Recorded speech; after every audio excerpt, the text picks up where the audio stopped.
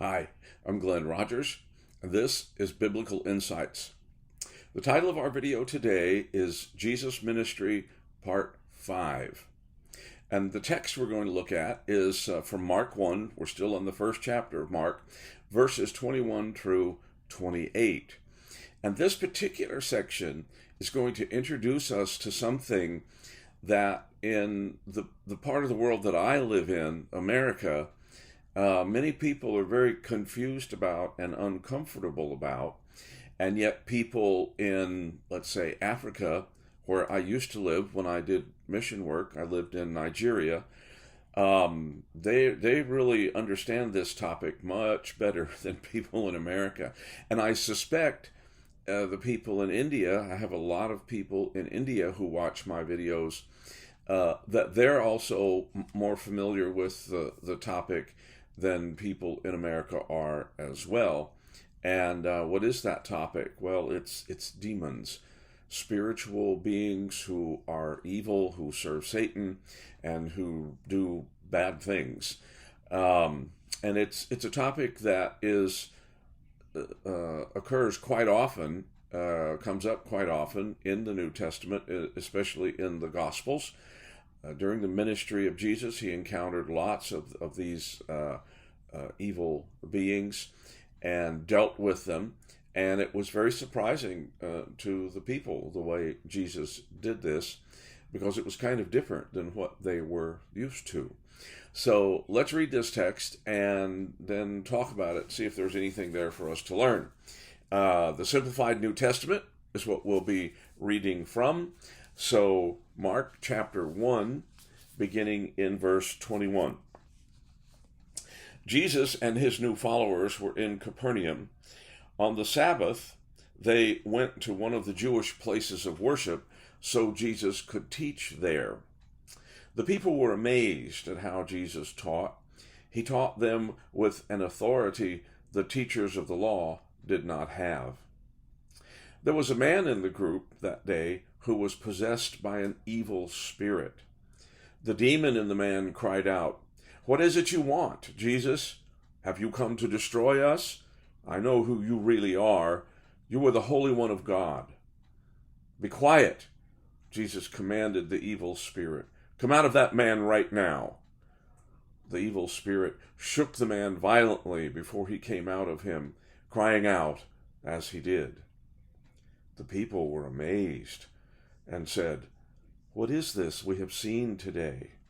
Not only does he teach with authority, but he even has power over evil spirits."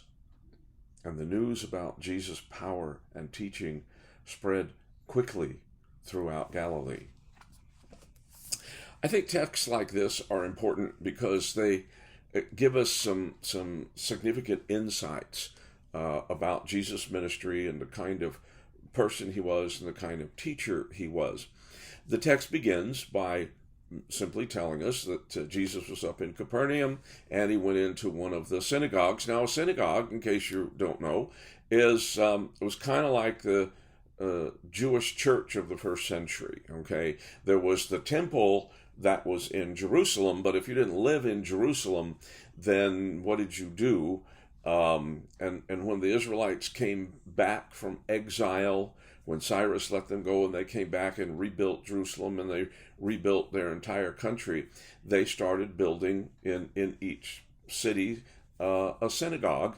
And this was like a community center. It was where the children went to school. It was where they gathered on the Sabbath for worship. It was a very important building.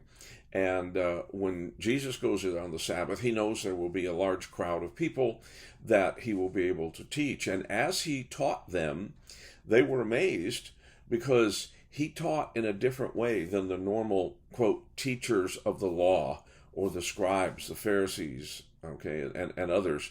He taught with an authority that came out of his personal understanding of the scriptures.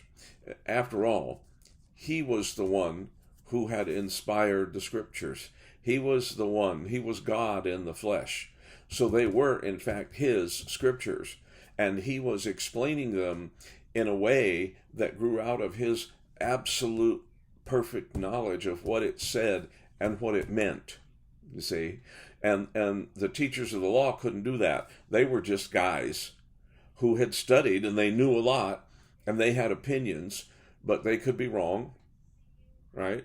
And they could tell you, I think it means this, or we think it means that, or typically we understand it this way, or whatever. You see, but Jesus could authoritatively say, it means this. It says this. It means this. Here's how you understand it. Here's how you apply it. You see, he had an authority in his teaching that they didn't have. And the people saw that. The people saw it, and they said, wow, this guy's a little different, isn't he? Listen to the way he teaches. This is worth listening to, you see. And this is one of the things that I think should be a signal to us. When we want to understand, we need to be reading the Gospels. Why? Because that's God in the flesh, showing us how to live and teaching us, telling us what is right, and we should focus on the Gospels. Too many people spend too much time in the Old Testament. That's a mistake. Get out of the Old Testament. Read the Gospels. Matthew, Mark, Luke, and John. Read them over and over and over and over again until you know them inside and out, backward and forward. Then go into the book of Acts, then into the letters. You see, because we're under the new covenant today, not the old covenant. So, stay out of the Old Testament for a while. You can get to it later, okay? It's not that it's not important. It is important, but it's not as important as the Gospels. It's not as important as the New Testament. So, put the Old Testament aside for a while. You can come back to it later. Start with the Gospels. Start with Jesus, because he is the teacher that we need to be listening to. And that's what the people realized and understood.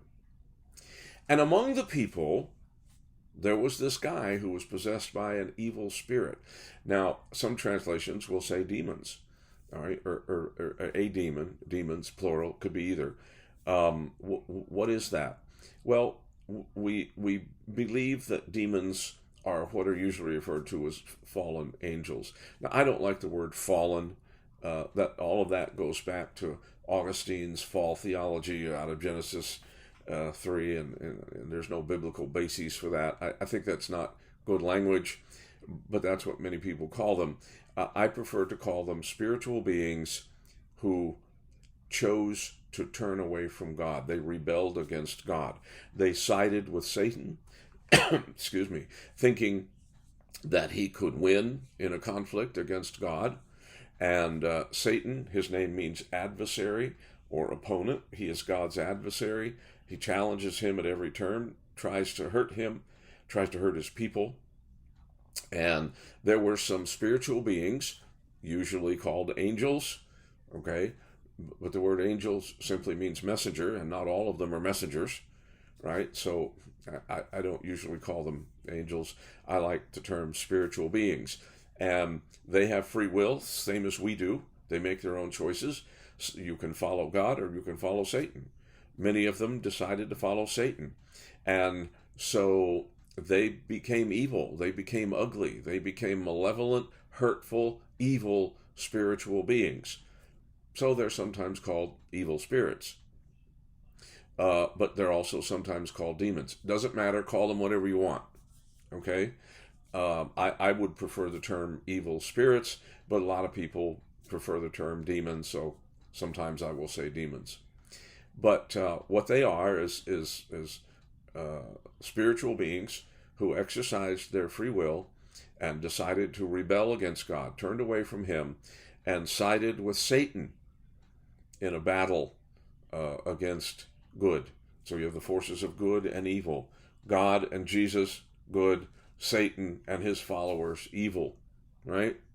And so you have this constant conflict. It's cosmic in nature. It's everywhere all the time. Much of it takes place in the immaterial spiritual world, but it spills over into our world because we are the targets of Satan and his servants. All right? Now, how did this evil spirit get inside the man? Well, I think what we need to understand is that basic human nature includes free will or self-determination. Okay, every single human being is created in the image of God, which means that as he is rational, we are rational. As he is highly aware, we are highly aware. As he is self-determined, we are self-determined, and so forth. Okay, self-determined or being self-determined means that we decide about different things in our lives. We get up in the morning, we decide which shirt we're going to wear. I put on a blue shirt today. Okay, I have different colors. I could have put on a different color, but I decided to put on this color. All right, I got up this morning and I fixed myself a cup of tea instead of a cup of coffee. That was my choice. So I had a cup of hot tea instead of a cup of coffee. I made a choice. Okay. In a little while, as I'm filming this happens to be early Sunday morning. In a little while, my wife and I are going to get ready and we're going to go to church. We're going to go worship together. Okay, that's a choice we make. We want to go to church, so we're going to go do that. All right, we live life making choices. We are free to choose. No one makes us do anything. God does not make us do anything. Neither does Satan or his evil spirits have the power to make us do anything. Okay? Now, think about a square. A square is an object that has four sides of equal length. That's what a square is, by definition. You look it up. Okay, the definition. It's a square is an object that has four sides of equal length. Okay? Now, God can make a square if he wants to, okay? And because he's God, if he wants to, he can take off one of those four sides. And now he just has three sides. Well, what is that? I'm not sure what that would be called other than a three-sided object. But whatever it is, it's no longer a square. Because by definition, a square has four sides of equal length. If God takes away one of the sides, which he can do if he wants, but if he does, he doesn't have a square left. Now, part of the definition of a human being is a being that has free will, a being that is self-determined. And if God or Satan or anyone else takes away your self-determination, then you don't have a human being left. Because a human being is a being with free will. God doesn't take away human free will. We choose what to do. We are either good or bad. We do this or we do that. We do the right thing or we do the wrong thing. Because we are free to choose. Okay? Now, just as God can't, without eliminating our human nature, God can't take away our self-determination, neither can Satan and evil spirits. So, an evil spirit only has the power that a person gives him. Someone will say, well, why on earth would anybody give an evil spirit power over him? Well, because you don't always realize it's an evil spirit. You see, Satan, Jesus said, is a liar. He's the father of lies, and he lies all the time. That's what he does. Paul described him as someone who could disguise himself as an angel of light in his letter to the Corinthians, called him the God of this world, right? He lies, and he comes to you saying, I'm a good guy, I'm a nice guy, I'm concerned about you, I want you to be happy, you should do this. And a person says, oh yeah, really? You think? Will that make me happy? Should I do that? Yeah, go ahead. You'll like it. Go ahead. It'll be, and so we do it. We say yes to Satan's suggestions or to a demon's suggestion. See, Satan can't be everywhere at once like God can. So he sends out his demons and his servants, his evil spirits, and they're the ones who actually do the tempting and the harassing and all this other stuff. So the demons come with the lies, and we don't always recognize that they're a demon or an evil spirit. And so we listen to them, and we do what they say. And then we do it again, and we do it again, and pretty soon we say yes so often to a demon that they end up controlling us. So that even when they tell someone to do something utterly horrendous, that person says, okay, and they go do it, because they're so used to saying yes to evil. Okay, so that's how a spirit gets in there and gets control. You see, he's given that control. He can't take it. He can't make you do something that you don't want to do. But they often gain control by telling us little things, and we start doing the little things they tell us to do, and then they start telling us bigger and bigger things, and we keep saying okay, and pretty soon they're in control. That's how Satan gets control of a person, in small little increments over time. So for some reason, somehow, this man that was in the synagogue had let Satan get inside and was controlling him. And when Jesus showed up, the evil spirit recognized him. And the evil spirit spoke through the man. He said, we know who you are. You're the Holy One of God. Have you come to destroy us? So they know who Jesus was, and they knew the power that he had, and they were talking to him. Of course, Jesus didn't want the demon telling people who he was. You know, if you're the good guy, you don't want the bad guy telling people how good you are. That doesn't make any sense, right? Jesus didn't want the testimony of an evil spirit, so he commanded him to be quiet and commanded him to come out of the man. And so the spirit had no option, no alternative other than to obey, because Jesus is God in the flesh. Jesus is the creator. And that spirit had to obey his creator. And so he came out of the man, causing, the loud shriek and cry as he did. Now the man was free of that evil spirit. Now, there's a lot more in the Gospel of Mark about evil spirits, and we'll talk about them later as we get to those chapters. Chapter 5 is one of them. But there are important lessons for us to think about in relationship to evil spirits and the things that they do, right? Because when this had happened, the people are just utterly amazed, right? And they're saying, "Wow, this is new, isn't it? We've never seen anything like this." I mean, not only does he teach with authority, but he commands evil spirits, and they obey him. Wow, who is this guy? We need to listen to him. We need to figure out who this guy is. He's somebody important. You see? And that's one reason Jesus did the things he did, so people would see the power that was there, so they would listen. But what do we learn about evil spirits from this text? Well, we learn, for one thing, that they're real. See, many people here in America do not believe in Satan. Many people do not believe in evil spirits. And it wouldn't just be America. It might be any advanced Western country where people are highly educated. They don't believe in Satan and evil spirits. But people in Africa do, you see, and people in other parts of the world, in South America and in Asia and India and other places, they know that Satan is real, and they know his evil spirits are real. Okay? And they know they're dangerous.